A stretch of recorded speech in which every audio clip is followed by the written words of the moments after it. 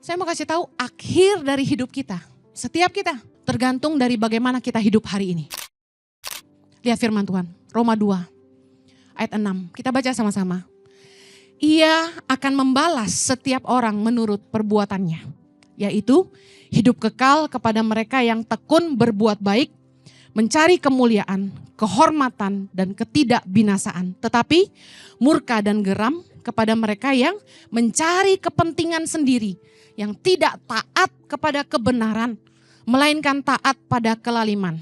Penderitaan dan kesesakan akan menimpa setiap orang yang hidup yang berbuat jahat.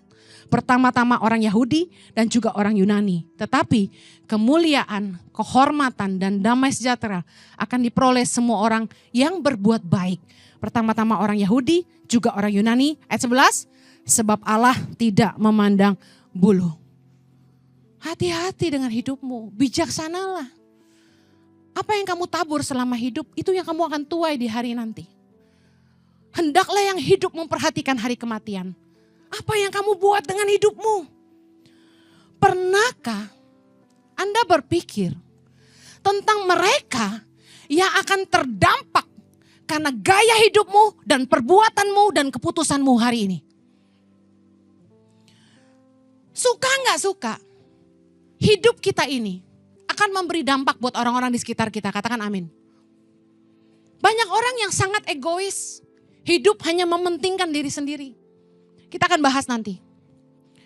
Saya punya salah satu prinsip hidup. Di mana bagi saya, selama saya hidup saya gak mau jadi beban buat orang. Selama saya hidup saya gak mau hidup saya nyusahin orang. Makanya saya tuh doa gini. Tuhan, suatu hari kalau saya harus mati, saya mau matinya lagi tidur. Kalau bisa itu gak usah pakai sakit. Luputkan saya dari pisau operasi. Kalau Tuhan mau panggil saya lagi bobok, ngimpi ketemu Yesus, bener-bener loh.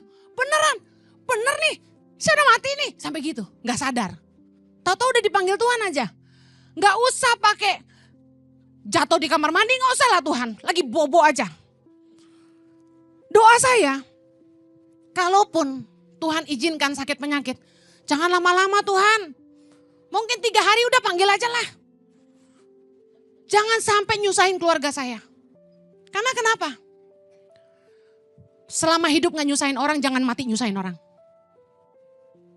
Saya menyaksikan, ada seorang kenalan dekat mama saya. Mamanya sakit parah. Sampai harta mereka habis untuk mamanya berobat. Karena bagaimanapun kita sayang mama kita toh. Dia sampai udah gak punya uang. Dia jual tokonya. Supaya bisa bayar tagihan rumah sakit yang banyak. Belum selesai tagihan. Dia harus jual rumahnya. Supaya bisa bayar pengobatan mamanya. Mamanya gak keluar-keluar dari rumah sakit. Anda tahu akhirnya mamanya meninggal juga. At the end of the day kita semua harus meninggal bukan? Tapi bagaimana dengan mereka yang kita tinggalkan? Setelah mamanya meninggal, anaknya udah gak punya apa-apa saudara. Dan yang sedih gini, anaknya udah gak muda. Umurnya udah hampir lakcap, udah 50-an. Istilahnya mau bangun hidup lagi berat. Bukan gak bisa, masih bisa. Tapi kasihan. Makanya saya doa sama Tuhan. Kalau suatu hari Tuhan panggil saya gak mau jadi beban buat anak-anak saya. Makanya dari sekarang asuransi kesehatan dan asuransi jiwa penting saudara. Agen asuransi selalu diuntungkan dari khotbah saya. Meskipun saya bukan agen asuransi, tapi saya kasih tahu.